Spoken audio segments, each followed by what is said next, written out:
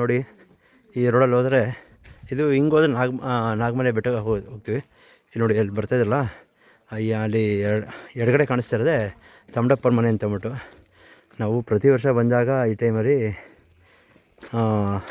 ಅಲ್ಲೇ ಹಿಂದಿನ ದಿವಸ ಬಂದು ಉಳ್ಕೊಂಡು ಮಾರನೇ ದಿವಸ ಬೆಳಗ್ಗೆ ನಾಗಮಲೆಗೆ ಹೋಗಿ ಪೂಜೆ ಮಾಡಿಸ್ಕೊಂಡು ಪರ ಮಾಡ್ಕೊಂಡು ಬರ್ತಿದ್ವಿ. ನಮ್ಮ ರಿಲೇಷನ್ ಒಬ್ಬರು ಮತ್ತು ಮಳವಳ್ಳಿಯವರು ಎಲ್ಲ ಸೇರಿಸಿ ಮಾಡ್ತಾರೆ. ಸುಮಾರು ಜನ ಬರ್ತಿದ್ರು. ಆಮೇಲೆ ಆ ರೋಡು ಗೋಪಿನಾಥಮ್ಗೆ ಹೋಗುತ್ತೆ. ಸಾಮಾನ್ಯ ಬೇಕು ಅಂದರೆ ಇಲ್ಲಿ ಎಲ್ಲ ಅಕ್ಕಿ ಎಲ್ಲನೂ ಆ ರೋಡಲ್ಲಿಂದ ಜೀಪಲ್ಲಿ ತರ್ತಿದ್ರು. ನೋಡಿ ಆಲೆ ಎಲ್ಲರೂ ದೇವ್ರ ದರ್ಶನ ಮುಗಿಸ್ಕೊಂಡು ಬರ್ತಿದ್ದಾರೆ.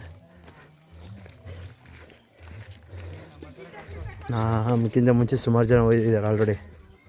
ಇದು ಊರು ಫಸ್ಟ್ ಬ್ಯಾಚ್ ಬರ್ತಾಯಿದ್ದಾರೆ ವಾಪಸ್ ರಿಟರ್ನು. ವಡೆ, ಬಜ್ಜಿ, ಚಕ್ಲಿ, ಮಾವಿನಕಾಯಿ,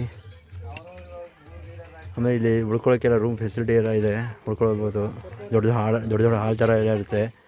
ಆಮೇಲೆ ಬಿಸಿನೀರು ವ್ಯವಸ್ಥೆ ಎಲ್ಲ ಇರುತ್ತೆ ಬೆಳಗ್ಗೆ ಸ್ನಾನ ಮಟ್ಟಿಗೆ.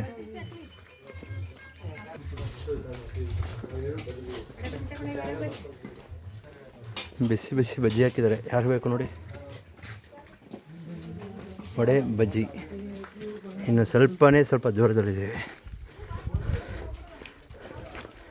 ಬೆಟ್ಟ ಮೇಲ್ಗಡೆ ಟಾಪಲ್ಲಿರುತ್ತೆ, ಅದು ಆ ಕಡೆ ಕಾಣಿಸುತ್ತೆ